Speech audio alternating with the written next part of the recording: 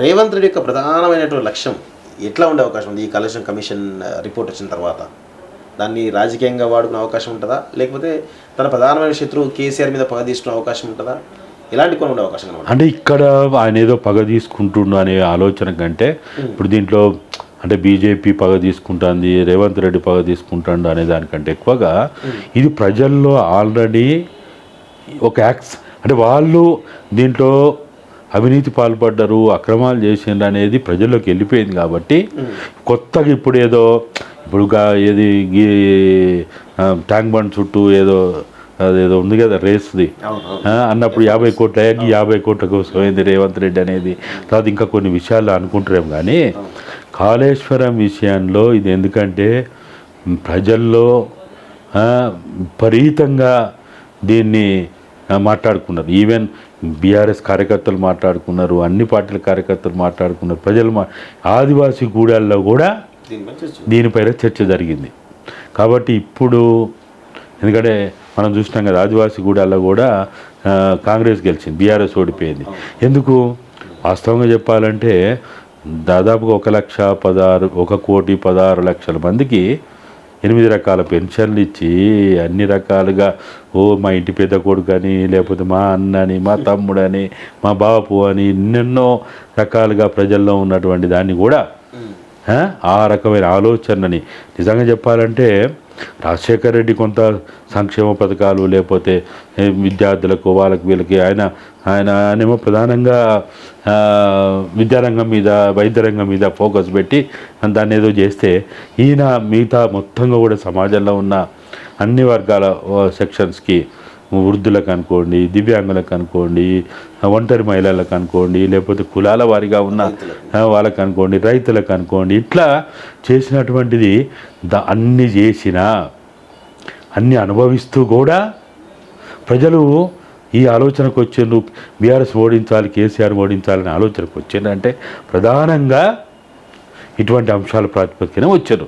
కాబట్టి ఇక ఇప్పుడు రేవంత్ రెడ్డి కక్ష సాధింపు చేస్తాడు, లేకపోతే ఫలానా వాళ్ళు కక్ష సాధింపు చేస్తున్నారనే అంశం ఇక్కడ చర్చ ఉండదు. ఇక వేరే విషయాలు ఏమైనా ఉంటుందేమో కానీ కాళేశ్వరం విషయాలు, ఎందుకంటే ఒకవేళ కాళేశ్వరం నీళ్లు కనుక ఇప్పుడు తాగుతూ వాటిని వినియోగించుకుంటూ అక్కడ కనుక ప్రాజెక్టులో అక్కడ ఏం జరగపోయి ఉంటే, లీకేజీలు లేకపోయి ఉంటే, లేకపోతే అక్కడ కనుక ఇప్పుడు వాడకంలో రైతులు వాడకంలో ఉండి లేకపోతే తాగునీరు వాడకంలో ఉంటే అప్పుడు అది వేరే ఉండు.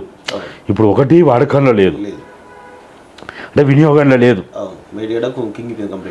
అంతా అది పూర్తిగా కూడా అంటే ప్రజలు మేము మిషన్ భగీరథ నీళ్ళు వ్యవసాయానికి మా చెరువులకు నీళ్ళు వస్తున్నాయి, కాళేశ్వరం నీళ్ళు మా చెరువుల్లో నిండుతున్నాయి, అగో చూడు మా చెరువుల్ని మొత్తం కూడా ఆ నీళ్ళే అనే ఆలోచన ఇప్పుడు వాళ్ళ మెదడులో లేదు. ఇప్పుడు ఇక మిషన్ భగీరథ కూడా అదే పరిస్థితి వస్తున్నది.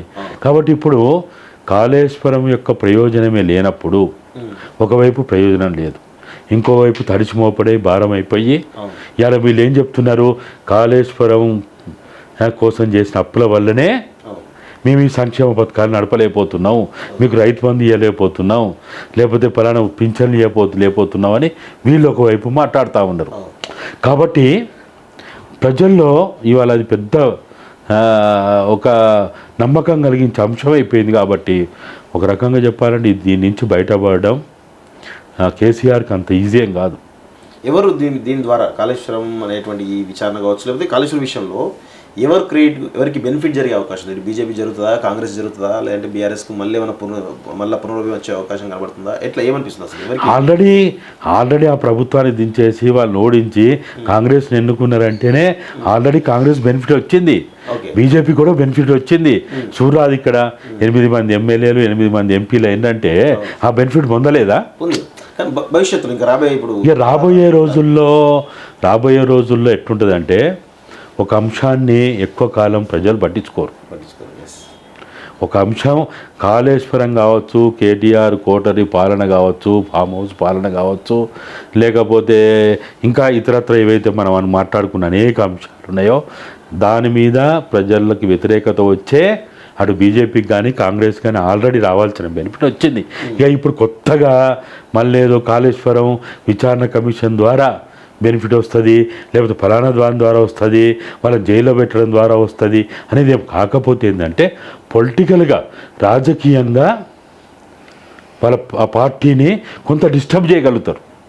ఇప్పుడు రాబోయే బెనిఫిట్ ఏదైనా ఉంటే పొలిటికల్ బెనిఫిటే కానీ అంతకు మించి ఇంకేదో పెద్ద పెనుమార్పులు వచ్చే అవకాశం, వాళ్ళు కనుక ఆ పార్టీని నిలబెట్టగలిగి జైలుకు పోయినా లేకపోతే ఇంకెక్కడ ఉన్నా పార్టీని నిలబెట్టగలిగే అవకాశం కనుక వీళ్ళు కూడా తొందరపడి వేసిందే గంతు దిగిందే బుడ్డ అన్నట్టు చేస్తే ఎప్పుడు కూడా చట్టం తన పని తను చేసుకుంటూ పోవాలనేది ఒకటి ఉండాలి. లేకపోతే ఇక్కడ బండి సంజయో లేకపోతే ఇంకా ఉన్నారు కదా కొంతమంది అత్యుత్సాహంతో ఉండేవాళ్ళు, చూడు వాళ్ళకి జైల్లో ఒక రూమ్ ఉన్నది, ఫలానా ముహూర్తం ఫలానా రోజు జైలుకి వెళ్ళిపోతాడు బండి సంజయ్ లాంటి వాళ్ళు, అరవింద్ లాంటి వాళ్ళు మాట్లాడిన అనుకో, అది ఏమైందంటే అది ఇంకో రకంగా అయిపోతుంది. ఇప్పుడు కవిత మీద కూడా గట్టి అయిపోయింది.